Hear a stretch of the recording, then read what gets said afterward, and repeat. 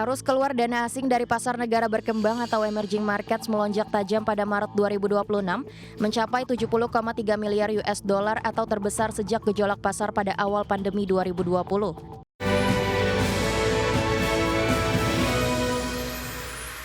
Pemirsa, arus keluar dana asing dari pasar negara berkembang atau emerging markets melonjak tajam pada Maret 2026 mencapai 70,3 miliar dolar Amerika. Meski demikian, Institute of International Finance menilai tekanan outflow pada Maret belum mencerminkan krisis pendanaan secara menyeluruh dan menyebut kondisi ini sebagai periode risk off yang terkonsentrasi. Arus keluar dana asing dari pasar negara berkembang atau emerging markets melonjak tajam pada Maret 2026, mencapai 70,3 miliar US dollar atau terbesar sejak gejolak pasar pada awal pandemi 2020. Melansir Reuters, data dari Institute of International Finance (IIF) menunjukkan tekanan terbesar berasal dari aksi jual di pasar saham terutama di kawasan Asia.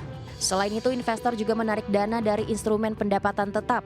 IIF menyebut kondisi ini sebagai pembalikan tajam dari arus masuk dana yang sangat besar pada Januari dan masih positif pada Februari. Perubahan ini mencerminkan pergeseran rezim akibat guncangan geopolitik besar, khususnya konflik Iran yang pecah sejak akhir Februari.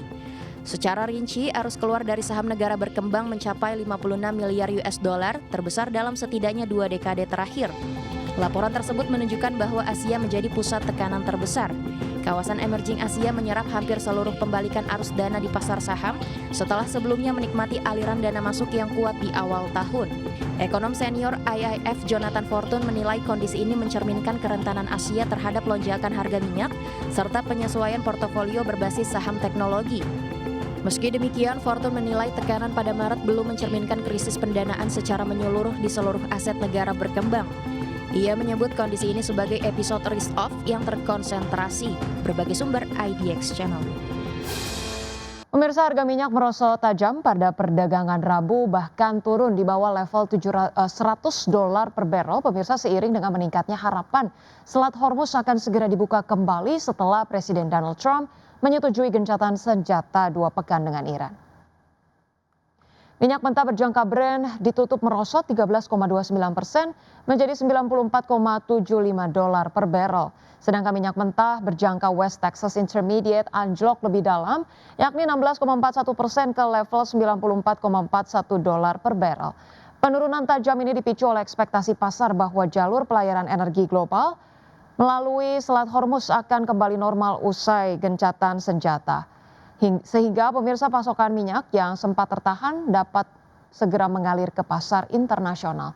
Kesepakatan gencatan senjata tersebut tercapai menjelang tenggat waktu yang sebelumnya ditetapkan oleh Trump bagi Iran untuk membuka Selat Hormuz atau menghadapi serangan besar terhadap infrastruktur sipil. Adapun sebagai catatan, sekitar 20% pasokan minyak harian dunia melewati Selat Hormuz, menjadikannya salah satu titik paling krusial dalam perdagangan energi global.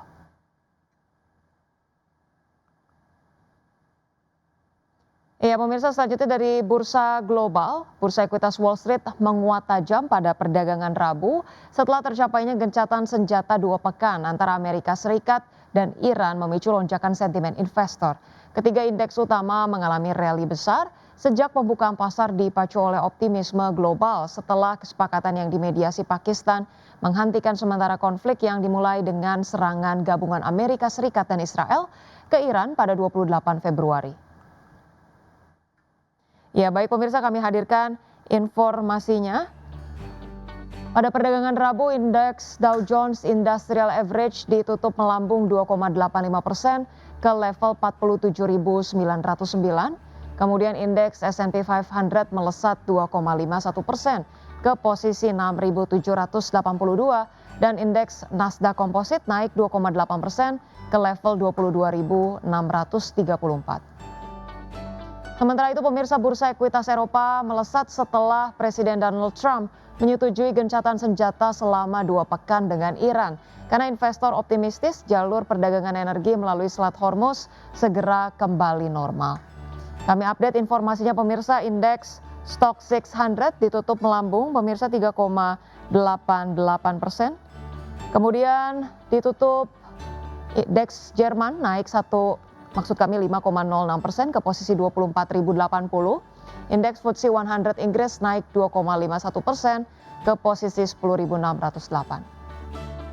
Terima kasih Anda masih bergabung sama kami. Pemirsa, seiring rampungnya sejumlah akuisisi tahun 2025 lalu, PT Medco Energi Internasional membidik produksi migas yang lebih tinggi di tahun 2026. Iya, Medco menargetkan produksi migas sebesar 165.000 sampai dengan 170.000 barrel setara minyak per hari atau tumbuh 5,8% hingga 9% dibandingkan tahun sebelumnya.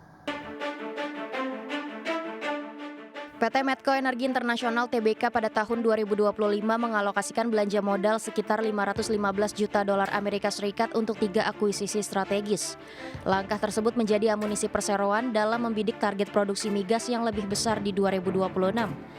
Emiten migas milik keluarga Panigoro ini pada September 2025 mengumumkan akuisisi 45% hak partisipasi sekaligus operator pada kontrak kerja sama Saka Kemang dan 80% hak partisipasi dan operator pada PSG South Saka Kemang. Medco juga menambah kepemilikannya pada PT Transportasi Gas Indonesia melalui serangkaian transaksi terpisah, membuat porsi kepemilikannya bertambah menjadi 40%. Pada Juli 2025, Medco juga mengumumkan telah menyelesaikan akuisisi Fortuna Internasional dari Repsol E&P. Akuisisi yang ditebus dengan nilai 425 juta dolar Amerika Serikat ini meningkatkan kepemilikan Medco di PSG Corridor dari 46% menjadi 70%. Dengan amunisi barunya itu, perseroan membidik produksi yang lebih tinggi tahun ini. Medco menargetkan produksi migas sebesar 165.000 sampai 170.000 barel setara minyak per hari. Tahun lalu Medco mencatat produksi migas sebesar 156.000 barel setara minyak per hari. Dengan kata lain, Medco menargetkan produksi migas tumbuh 5,8% sampai 9% pada 2026. Berbagai sumber IDX Channel. Pemirsa, PT Prime Agri Resources Tbk menargetkan pertumbuhan produksi minyak sawit dan tandon buah segar pada tahun 2026 di kisaran 3 hingga 5%. Target tersebut seiring dengan strategi perseroan untuk mendongkrak kinerja operasional di tengah peluang besar dari implementasi mandatori biodiesel B50. Head Investor Relations PT Prime Agri Resources Tbk Stefanus Darmagiri mengatakan perseroan menilai kebijakan ini akan menjadi katalis positif bagi peningkatan permintaan CPO domestik sekaligus menjaga stabilitas harga komoditas tersebut. Di sisi pemasaran, seluruh penjualan CPO perseroan saat ini difokuskan ke pasar domestik. Strategi ini pemirsa dinilai sejalan dengan meningkatnya kebutuhan dalam negeri, terutama dari sektor biodiesel. Implementasi mandatori biodiesel B50 akan diproyeksikan meningkat penyerapan kelapa sawit di dalam negeri secara signifikan, di mana kenaikan alokasi CPO untuk kebutuhan biodiesel lokal juga diyakini dapat mengurangi ketergantungan terhadap ekspor pasar. Ya, pengendali emiten properti PT Summarecon Agung Tbk atau SMRA menambah kepemilikan sahamnya.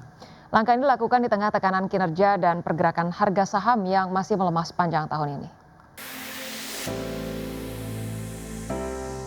Pengendali emiten properti PT Summarecon Agung Tbk atau SMRA menambah kepemilikan sahamnya. Langkah ini dilakukan di tengah tekanan kinerja dan pergerakan harga saham yang masih melemah sepanjang tahun ini.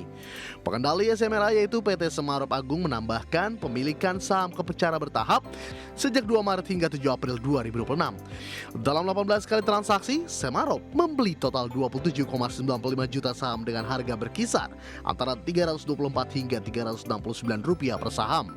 Aksi ini meningkatkan kepemilikan dari 35,83% menjadi 36% atau setara 5,94 miliar saham.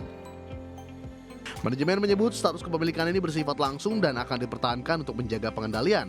Namun di pasar saham SMRA masih berada di level Rp334 per saham, turun 8,7% dalam sebulan dan terkoreksi 12,04% sejak awal tahun. Sementara itu, kinerja keuangan perusahaan pada 2025 mengalami penurunan pendapatan neto tercatat Rp8,76 triliun, turun 17,47% dibandingkan tahun sebelumnya. Laba bersih juga menyusut 44,18% menjadi Rp766,55 miliar. Kondisi ini menjadi tantangan bagi perseroan di tengah dinamika sektor properti. Berbagai sumber IDX Channel. Pemirsa, FTSE Russell resmi mempertahankan status pasar modal Indonesia di secondary emerging market, di mana FTSE Russell juga belum mempertimbangkan Indonesia untuk dimasukkan ke dalam watchlist dan akan terus memantau perkembangan reformasi serta berinteraksi dengan pelaku pasar. FTSE Russell menegaskan saat ini masih mencermati implementasi berbagai langkah reformasi yang tengah dijalankan di pasar modal Indonesia. Langkah pemantauan ini dilakukan setelah FTSE Russell menunda peninjauan indeks Indonesia di Maret 2026. Sejak saat itu, evaluasi difokuskan ke efektivitas kebijakan yang telah diluncurkan otoritas dalam respons sejumlah catatan terkait kualitas data dan keterbukaan informasi. Sejumlah inisiatif yang telah diperkenalkan diantaranya peningkatan keterbukaan pemegang saham, perluasan klasifikasi investor, penerapan batas minimum free float, serta penguatan sistem pengawasan pasar. Reformasi ini diharapkan dapat memperbaiki keandalan data serta meningkatkan kepercayaan investor. FTSE Russell menegaskan akan terus berkoordinasi dengan pelaku pasar untuk menghimpun masukan atas implementasi kebijakan tersebut. Hasil pemantauan ini akan menjadi salah satu dasar dalam menentukan perlakuan terhadap sekuritas Indonesia pada peninjauan indeks berikutnya. Berikut poin-poin utama dari pengumuman FTSE Russell terkait Indonesia status tetap. Indonesia masih berada pada kategori secondary emerging market, sehingga FTSE Russell belum mempertimbangkan Indonesia untuk dimasukkan ke dalam daftar pemantauan. FTSE Russell terus memonitor reformasi integritas pasar modal Indonesia. Penilaian difokuskan ke peningkatan transparansi, integritas, dan tata kelola pasar. Evaluasi dilakukan setelah penundaan indeks review Indonesia di Maret 2026. Menjawab isu transparansi dan keandalan data yang sebelumnya disorot, FTSE Russell akan terus berdialog dengan investor dan pelaku pasar untuk mendapatkan masukan. Keputusan lanjutan akan diumumkan menjelang indeks review Juni 2026. Basis keputusan akan mempertimbangkan progres implementasi reformasi dan umpan balik dari pemangku kepentingan. Sementara itu, analis saham dalam publikasi riset tim analis Lotus Andalan Sekuritas mengatakan rumor yang berkembang bursa saham Indonesia terancam dikeluarkan dari kategori secondary emerging market oleh FTSE Russell dibantah dengan fakta terbaru. Sebuah indikator penting bahwa tidak ada proses downgrade yang sedang berjalan. Dan bagi sumber untuk ADX Channel.